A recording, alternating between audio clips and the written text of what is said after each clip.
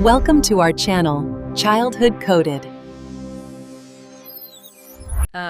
What if I told you that the reason you didn't hit your revenue goal last quarter has, well, absolutely nothing to do with your work ethic or your strategy. Right. And, everything to do with how your parents reacted to a grocery bill when you were 3 years old. That's a wild thought, isn't it? It really is. I mean, welcome to today's deep dive. We spend so much of our adult lives just obsessed with the formula for success.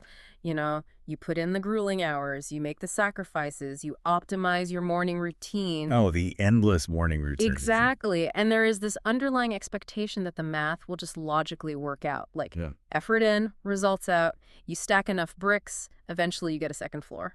Yeah. I mean, it is the great comforting promise of modern ambition. We view achievement as a very visible, rational equation. You do the work, you get the reward. But then for so many people listening right now, you hit it, this invisible ceiling. You can't see it, you can't touch it, but suddenly, no matter how hard you push, no matter how many extra hours you grind, you bounce right back down to where you started. The math just breaks. It completely stops making sense. Right. And that's why we are diving deep into a fascinating set of notes today on a framework called Childhood Coded. Our mission for this deep dive is to figure out why hard work and luck are rarely enough, and to uncover how our earliest, most deeply buried childhood programming secretly dictates our adult success. And the source material refers to this as the fine print of your soul. The fine print. Yeah, and that phrase really captures the essence of the problem. Because, fine print is what you agree to without ever actually reading it. Oh, wow. Yeah. It's the hidden terms and conditions operating in the background of your entire daily life. Okay, let's unpack this. Because before we dive into the neuroscience and the psychology of all this, I want you, the listener, to ask yourself a very honest question. Are you here today just to casually learn some new business trivia? Or are you here because you are absolutely exhausted from hitting a ceiling you cannot see? It's a vital question to ask. It is. Because if you are tired of that invisible barrier, we really need to talk about who actually built it. And to find the builders, we have to look at what the framework calls the money box. Right. See, most of us operate under the assumption that our financial potential is something we actively, consciously decide on as adults. We set a goal and we chase it. Right. I want to make X amount of dollars this year. Exactly. But the source material argues that you are actually operating on a strict internal blueprint. And this blueprint was programmed by your architects, meaning the parents, the guardians, or the primary caretakers who raised you. And the most wild part of this research is the timeline. They built this blueprint, this internal capacity for wealth, before you were even old enough to string a sentence together. Yeah, before you could speak. That early installation is exactly why it is so difficult to detect. This blueprint, your money box, it dictates the exact capacity of wealth, ease, and success your brain will comfortably allow you to hold. Wow. So if your current adult goals don't bypass this early programming, you are essentially invisible to your own success. Your brain won't even let you see the opportunities. It makes me think of trying to run the absolute newest, most demanding 2026 software application on version 1.0 hardware from 40 years ago. Oh, that is a brilliant way to visualize it. Right, because it doesn't matter how brilliant the new app is or how badly you want it to run. The underlying operating system simply cannot process it. The processor overheats, the battery drains, and the whole system is just fundamentally bound to crash. The hardware just isn't built for the new demands. And what's crucial to understand is the mechanism of how that version 1.0 hardware was installed in the first place. Okay. When we think of childhood programming or even trauma, we usually look for one massive cinematic event. A dramatic loss, a huge argument, a sudden bankruptcy. Right, the big movie moments. Exactly. But the framework emphasizes that the most stubborn programming rarely happens that way. It happens through a process called multi-coding. Multi-coding, meaning it's not one big event, but 1,000 tiny, almost imperceptible recordings running on a loop in the background of your childhood. Right, because to a child, money isn't math. It's entirely sensory. You weren't just watching your parents hand over physical cash at the grocery store or balance a checkbook. You were absorbing the entire physical and emotional experience of the home. Right. The sources describe it as recording the specific vibration of the household. Yeah. The exact second a bill arrived in the mail. Oh, wow. Yeah. Was the vibration in the room calm, neutral, and secure? Or did the air suddenly become dense with threat, silent anxiety, and hushed panic? And you absorb that panic before you even know what a utility bill is. You just know that when the paper envelope arrives, the people who keep you alive are suddenly in danger. Exactly. Yep. And you carry that association into adulthood. But beyond just the general household anxiety, there's an even more insidious layer to this programming. The framework calls it the comparison virus. Okay, yeah. This part of the material was genuinely tough to read, but it feels so incredibly common. It really is. If your architects constantly compared you to someone else, maybe an older sibling who got straight A's or a neighbor's kid who was great at sports, always asking, why can't you be more like them? Ouch! Yeah. Right. They weren't just nagging you, they were installing a very specific, deeply damaging code. They installed a status shift. The child internalizes that someone else is the golden child, and by default, they must be the useless one. But wait, I struggle with that idea, though. Let's look at basic human nature. We are biologically wired to want to survive, to gather resources, and to thrive. Why would anyone's brain actively choose a path that makes them feel useless? It seems completely counterintuitive that someone would actively desire to fail as an adult just because they were compared to a sibling 20 years ago. Oh, you don't consciously desire failure. No one wakes up and says, I hope I ruin my business today. Right. But we have to remember how the brain prioritizes its deeply ingrained rules. If the permanent law written into your version 1.0 code is, I am not enough, or I am the one who struggles, then to your subconscious brain, sudden success doesn't look like a victory. What does it look like? It looks like a system error. It contradicts the foundational code. So the failure isn't about lacking ambition. It's about something much deeper. It's about subconscious loyalty. To a child, belonging to the family unit is literal survival. If you're cast out, you die. So failing, struggling, or staying small is actually a twisted form of love and connection. We subconsciously sabotage our own adult lives to prove our architects right, because proving them right means we stay connected to the family code. We maintain our belonging, even if that belonging is rooted in poverty or stress. Here's where it gets really interesting, because up to this point, if you are listening to this, it sounds like a purely psychological issue. It sounds like a mindset block. Right, just think your way out of it. Exactly. And the modern self-help industry loves to tell us that if it's a mindset issue, you just need positive thinking. You write some affirmations on your bathroom mirror, you listen to a motivational speech, and boom, the invisible ceiling shatters. If only it were that easy. Right. But our sources reveal that this ceiling isn't just psychological. It is deeply, stubbornly biological. Yes. Affirmations cannot rewrite a physiological threat response. When you start to break out of your money box when your business takes off, or you start earning far beyond what your version 1.0 code allows, your brain doesn't throw a party. It really doesn't. Your amygdala, which is the primal threat processing center of the human brain, treats that new level of success as a literal physical threat to your survival. It responds to a massive promotion the same way an ancient human's brain would respond to a predator in the bushes. It floods your system with cortisol and massive anxiety. And this biological panic triggers what the framework calls the sabotage check. We all have this built-in financial thermostat. Think about how a literal HVAC thermostat works in your house. Okay. If you set it to a comfortable 68 degrees and a massive heat wave hits, pushing the room temperature up to 75, the system doesn't just let the house get hot. It recognizes the deviation and immediately kicks on the air conditioning to force the temperature back down to the baseline of 68. I want everyone listening to think about your last really big win at work. Did you close a huge client or get an unexpected bonus? And then almost immediately, did your car transmission completely die? Yeah. Did your roof start leaking? Did you suddenly get hit with a random, unexplainable tax penalty? That is the sabotage check in action. Your financial temperature just spiked. You get 75 degrees of wealth. The amygdala panics because that isn't your approved baseline.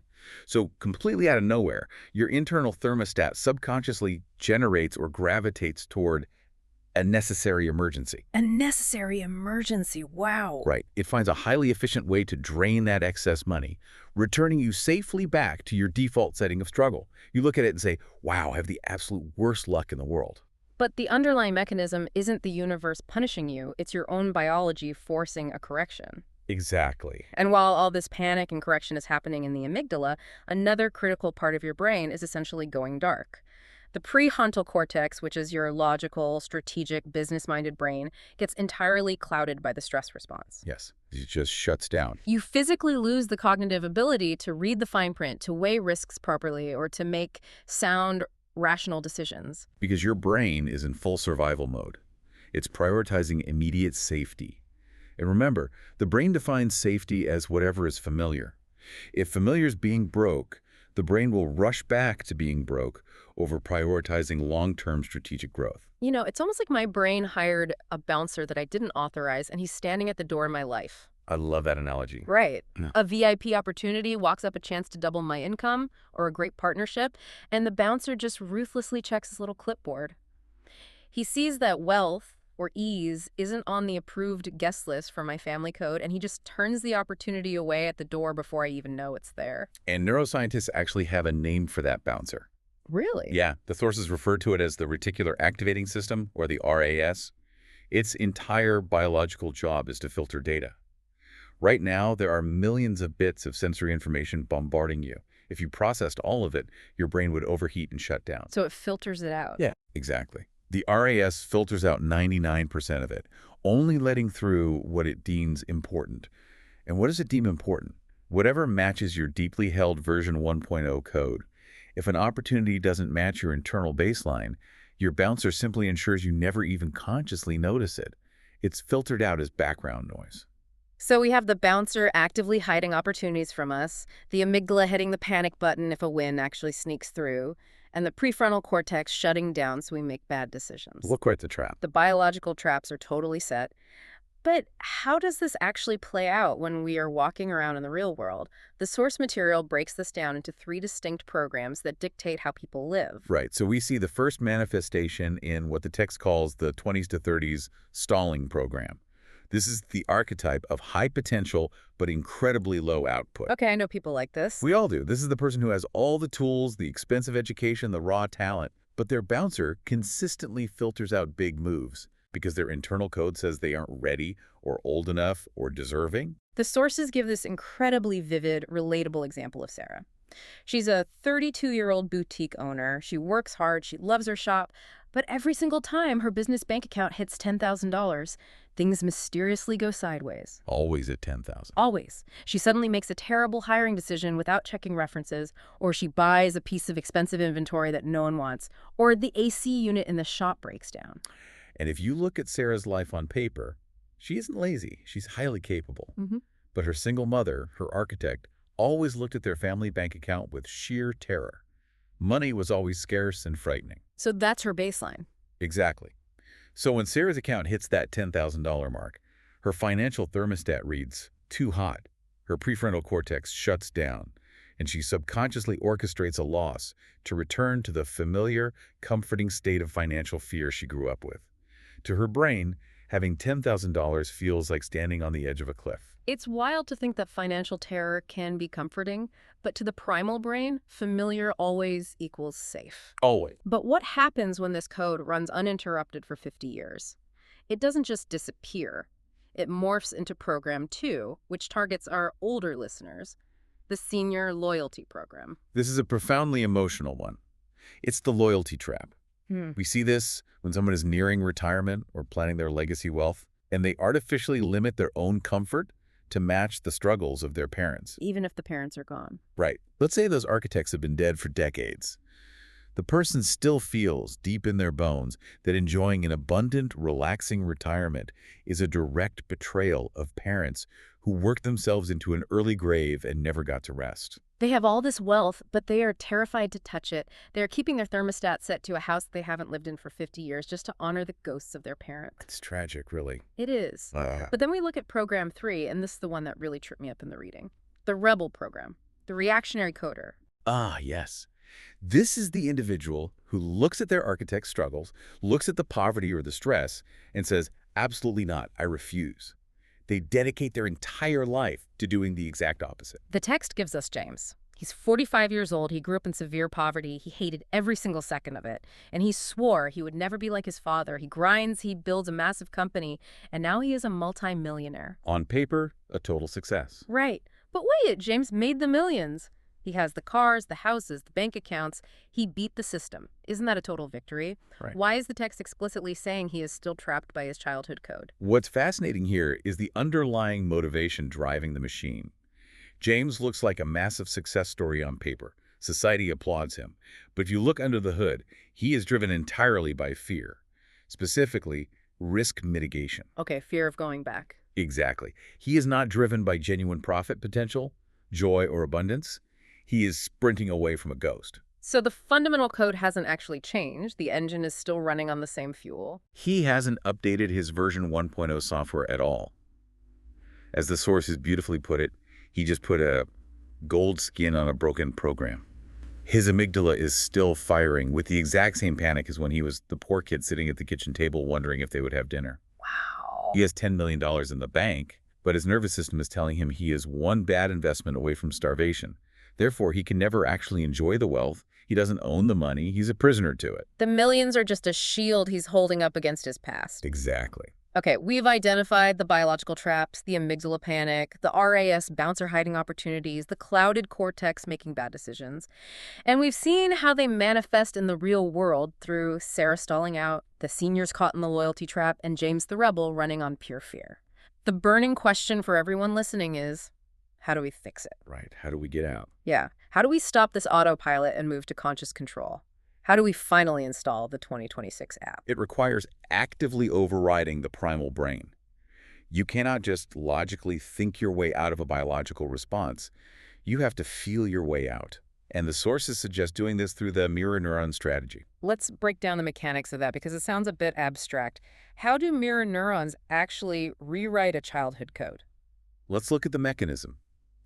Mirror neurons are specialized cells in the brain that fire both when we perform an action and when we simply observe or vividly imagine an action. They create a simulated experience in the brain. Okay. The strategy asks you to write down and describe the specific sensory details, the exact sounds, smells, and vibrations of your stressed childhood home. By doing this from a safe, quiet room as an adult, you activate those mirror neurons to replay the old threat. But you're safe now. Exactly. Crucially, your physical body remains completely secure.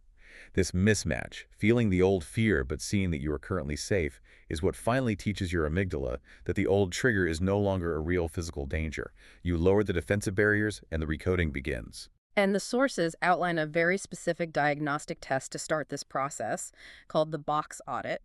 There are 3 actionable parts you can do today. Yeah, these are great. First is the vibration check. The next time you get a win, you sign a new client, you get a raise, or even just receive a compliment.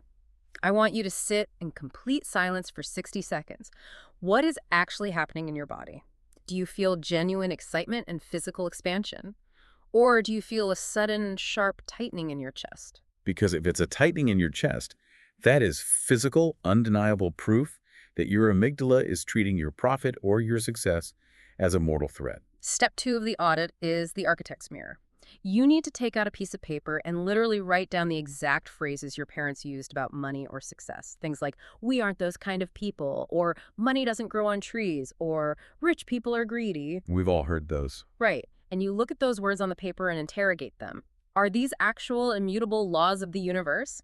Or are they just lines of code from a version 1.0 program written by stressed people decades ago? Bringing them out of the subconscious and seeing them as mere programming instantly strips away a massive amount of their power over your daily choices.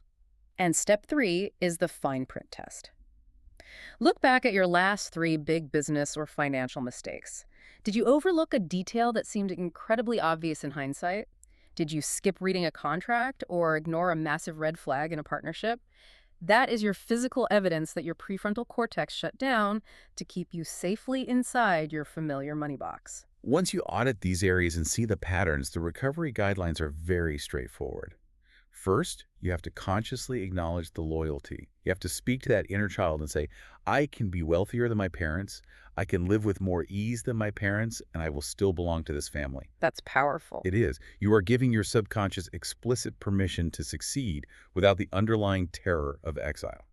And practically, how do we handle this in the moment when the bouncer steps in? In the moment, you utilize the 3-second rule. When you feel that sudden, irrational urge to sabotage a win, maybe you feel the urge to blow up a negotiation over a minor detail, or you want to pick a fight with your partner right after a really great day, force yourself to stop for 3 seconds. Just 3 seconds. Yeah. Acknowledge that your bouncer, your RAS, is just trying to protect you from a status shift. It thinks it's saving your life. Acknowledge it, thank your brain for trying to keep you safe, and then consciously, logically choose a different action using your prefrontal cortex. So, what does this all mean? When we strip away the neuroscience, the bouncers, and the thermostats, what is the core truth of this deep dive? It means you aren't lazy. Not at all. If you've been lying awake at night, beating yourself up because you can't seem to break through that invisible ceiling despite doing all the right things, you need to hear this. You are simply loyal. You're fiercely loyal to a magnetic field and a set of codes that you were programmed to recognize before you even knew how to speak. If we connect this to the bigger picture, it demands a radical level of self-honesty from all of us. Whether you are 25 years old and just launching a startup, or you're 75 and looking back at the legacy you were leaving behind, you have to confront the reality of your financial thermostat. Is it set to your current goals, your current reality, and your current potential? Or is it desperately, endlessly trying to regulate the temperature of a house you haven't lived in for decades? Awareness is truly the only way to bypass that early programming and get a positive return on investment, an ROI on your soul. I want to leave you with a final lingering thought. And this is specifically targeting the rebels out there, those of you who are like James. You've worked yourself to the bone to achieve status, running as fast as you possibly can away from your past. Think about your own drive right now. If you woke up tomorrow morning and you had lost all your money, all your status, all your external markers of success, would you still know who you are? Or is your entire identity completely coded to a number in your bank account simply because you're absolutely terrified of facing the old version of yourself? It's a heavy question to sit with. But answering it honestly is the difference between simply having money and actually being free. It is time to stop running the version 1.0 hardware. Stop living on autopilot and start living by design. Thank you for joining us as we explored the fine print of the soul. We will catch you on the next deep dive. Don't forget to like, share, and subscribe to see our next video. See you in the next one.